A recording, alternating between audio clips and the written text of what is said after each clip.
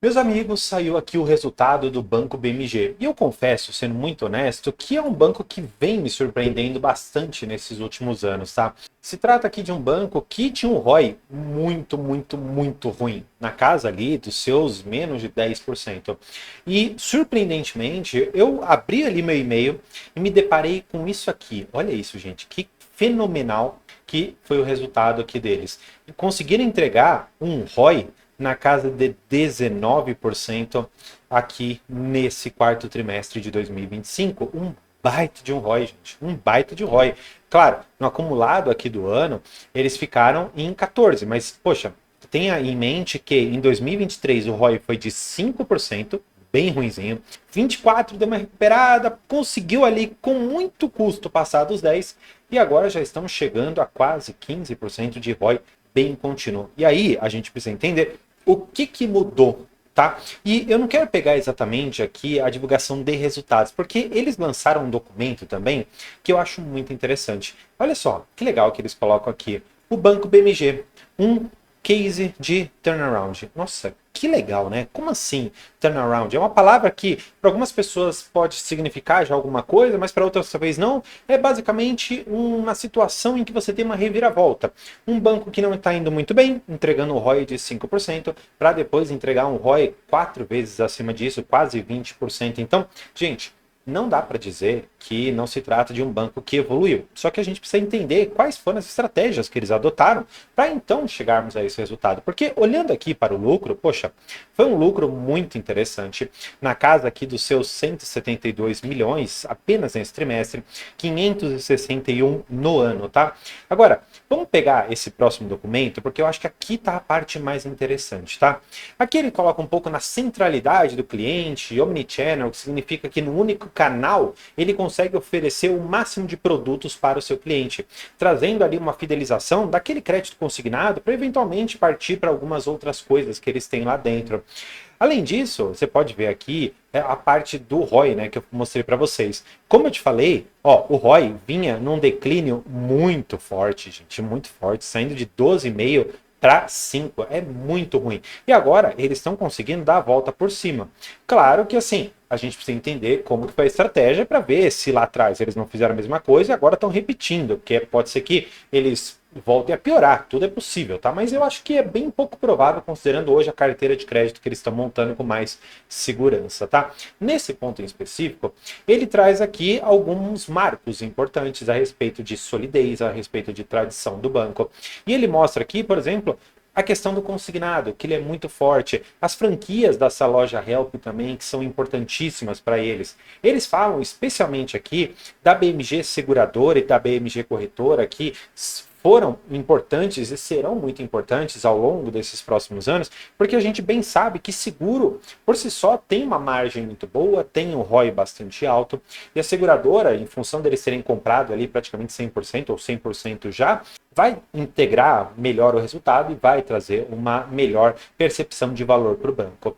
Aqui eles falam que é o banco digital mais rentável, tá? A gente vai conversar um pouco melhor sobre isso, mas dá para dizer que ele é mais ou menos digital, tá bom? Não dá para dizer que é totalmente digital, tipo um C6 da vida, um Nubank, um Banco Inter, que se tiver alguma agência, talvez seja uma ou talvez duas numa localidade, enfim, não me recordo de ter visto uma agência desses bancos, tá? Agora, olha só, eles falam quais foram as principais entregas que eles conseguiram ao longo desses anos. E a gente precisa, com base nessas entregas, avaliar o que eles fizeram. Primeira coisa, lá em 2023, que foi muito importante, foi reduzir os custos, né? Era uma máquina muito inchada. O BMG tinha um dos piores, ou talvez concorria entre os piores índices de eficiência, né? Era muito alto, tinha um custo muito alto ali para manutenção dessa estrutura. Exatamente para isso, eles fizeram um ajuste na estrutura corporativa, revisaram estratégias de crédito e de cobrança.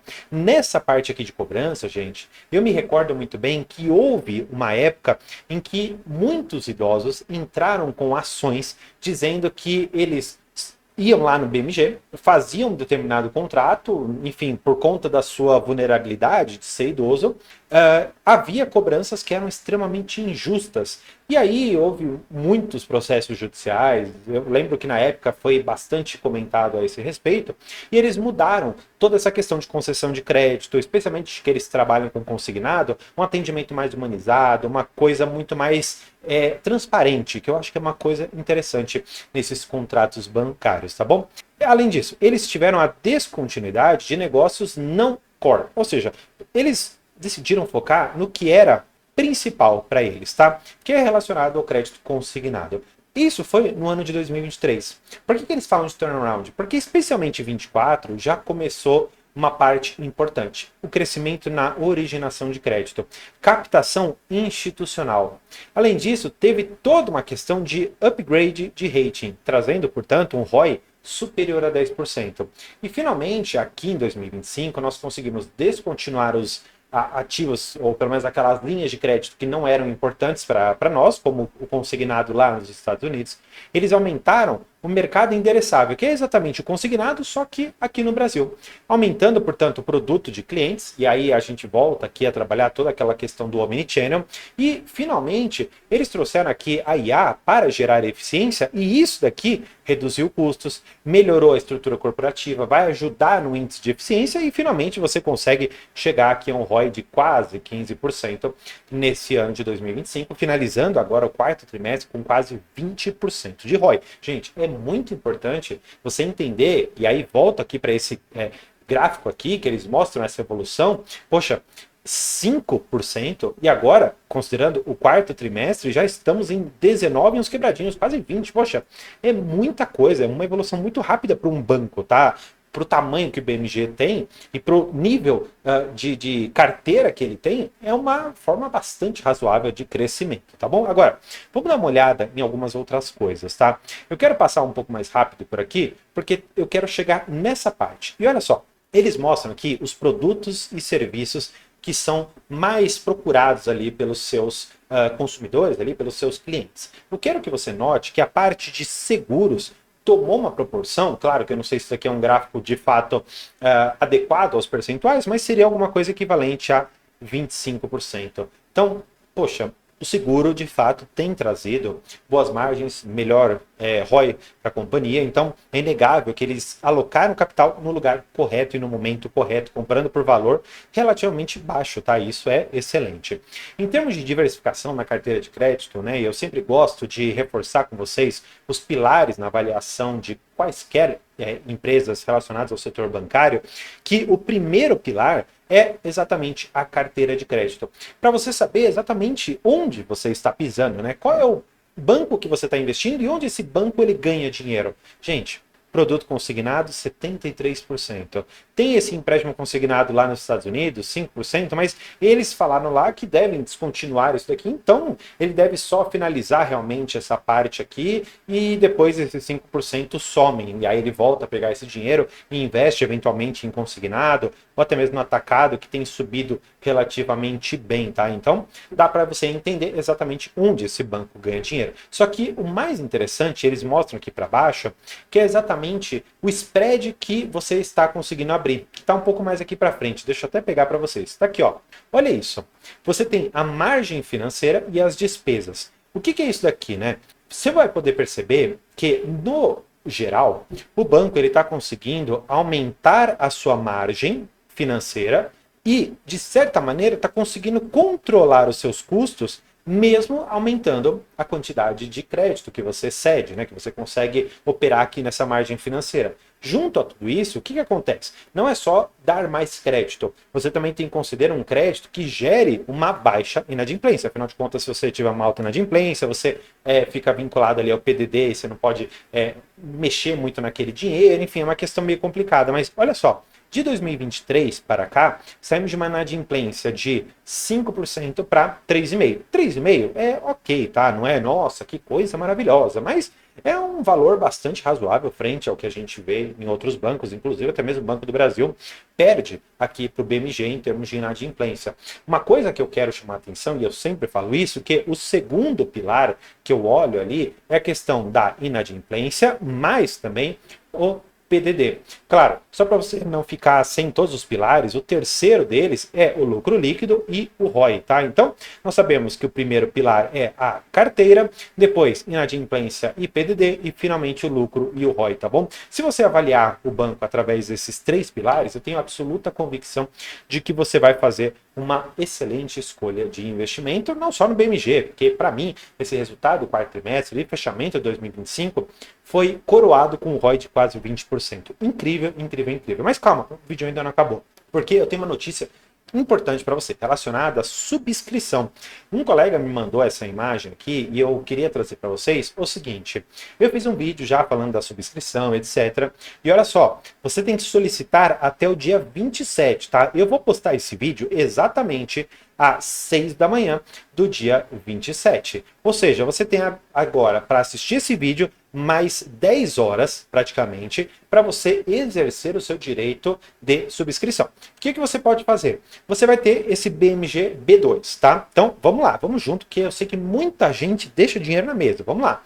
Ó, você tem o BMG B2. Só a título de exemplo, você vai ver na sua corretora que isso daqui vale, por exemplo, cada uma desses direitos de subscrição, ele vale, por exemplo, 10 centavos. Só que se você comprar mais disso aqui, você não está comprando a 10 centavos uma ação que vale R$ 4,90. Não é isso, gente. Pelo amor de Deus, não caia nessa pegadinha. O que é isso aqui? E é importante você entender. Isso daqui é um direito. Ou seja, se você comprar isso daqui que vale 10 centavos, você vai ter que falar para sua corretora até o dia 27, ou seja, amanhã, até às 4h30, pelo menos nessa corretora aqui, que você exercerá o direito de subscrição e você vai pagar R$ 4,35 por cada nova ação. Lembrando que no mercado está custando quase 5. Além disso, perceba que a data do débito, ou seja, o momento em que você vai ter que pagar por cada uma dessas ações, é o dia 2. Ou seja, eu vou estar postando esse vídeo aqui na sexta-feira. Na segunda, gente, segunda, você tem que ter o dinheiro na sua conta. Por quê? Porque eles vão começar o dia debitando esse valor de você. Então, por exemplo, só para a gente exemplificar aqui no caso do colega, tá? Não sei quem que é, não tem problema, mas vamos lá. Ó, ele tem 121 direitos e ele pode exercer aqui a R$ 4,35. Portanto, ele teria que ter na segunda-feira o equivalente a R$ 526,35 na conta. E aí, depois desse valor debitado na sua conta, tem todo um processo ali de liquidação, e aí depois eles entregam para você, não BMGB2, eles vão entregar para você a BMGB4, ou seja, as ações preferenciais que são negociadas no mercado. Então, se o colega, por exemplo, ele tem ali 100 ações, e ele pode subscrever mais 120, ele vai acordar no dia correspondente com um total de 221 ações. É isso que vai acontecer. Mas, por favor, se você não for exercer o seu direito, você não quiser, não tiver o dinheiro, também não tem problema, vende isso daqui, gente. Vende isso daqui. Porque senão você vai deixar dinheiro na mesa. Assim, é pouco, mas é um dinheiro. Poxa, você tem 121, que for o caso aqui, eu acho que vai estar um valor um pouco maior, talvez esteja mais ou menos seus 60 centavos, que normalmente é a diferença entre o preço de exercício e o preço de mercado. Se for esse o caso, poxa, 60 centavos daria aqui, ó, R$ 72,60. Poxa, pega esse dinheiro, sexta-feira, vai comer uma pizza, vai fazer alguma coisa, tomar cerveja, mas não deixe de ganhar dinheiro, seja exercendo o direito de subscrição, seja vendendo o seu direito, faça alguma coisa. Eu não vou te recomendar nada, faça o que seu coração mandar. Agora, uma coisa que eu posso sim recomendar para você é que você conheça aqui a nossa área de membros, que inclusive está aqui no meio, Laboratório de Valuation, onde eu faço a avaliação do valor intrínseco, margem de segurança, dividendos, modelo de Gordon ajustado, para a gente compreender de fato se uma empresa está barata ou não, à luz do preço que nós temos no mercado, considerando também cenários muito otimistas, cenários mais pessimistas e um cenário razoável, que é onde eu gosto ali de navegar. Então, te espero na nossa área de membros. Por hoje é isso. Muito obrigado. Tchau.